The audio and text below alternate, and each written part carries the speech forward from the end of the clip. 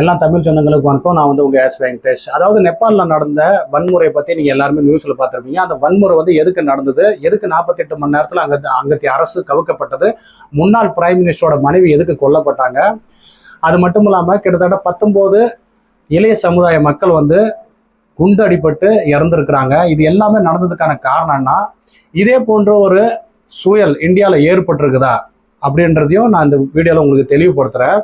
முழுசாக இணைஞ்சிருங்க. நேபாளில் நடந்த வன்முறைக்கு முக்கிய காரணம் என்னன்னு கேட்டிங்கன்னா அங்கத்தி அரசாங்கம். அதாவது அரசாங்கத்து மேலே அங்கத்தி இருக்கும் இளைய சமுதாயம் ஒரு குற்றச்சாட்டு வச்சாங்க. அதாவது நெப்போட்டிசம் அப்படின்ற ஒரு குற்றச்சாட்டை வச்சு சோஷியல் மீடியாவில் ஹேஷ்டேக் ட்ரெண்டிங் ஆக வச்சாங்க. நெப்போட்டிசம் என்றால் அதாவது என் குடும்பம், என் பிள்ளைகள் என்ன சார்ந்து, அதாவது என் உற்றார் உறவினர்கள் நான் ஏதாவது ஒரு பதவி, அதாவது தகுதியற்ற இருந்தாலும் அவங்களுக்கு நான் பதவி கொடுத்தானா அதுதான் நெப்போட்டிசம்னு சொல்லுவாங்க. அது அரசியலாக இருந்தாலும் சரி, ப்ரைவேட்டாக இருந்தாலும் சரி, இது பொருந்தும். அதாவது நெப்போட்டிசம் தன் குடும்பத்தை சார்ந்த எந்த ஒரு விஷயத்தை செஞ்சாலும் அதை நெப்போட்டிசம்னு சொல்லுவாங்க.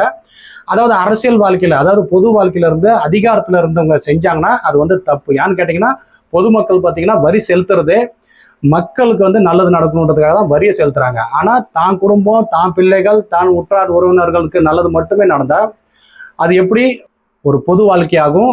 அதுக்காக மக்கள் அதிகாரத்தை கையில் கொடுக்குறாங்க. இந்த ஒரு குற்றச்சாட்டு தான் அங்கத்தி இளைய சமுதாயம் வச்சாங்க. அது ஹேஷ்டேக் ட்ரெண்டிங் ஆக வச்சாங்க.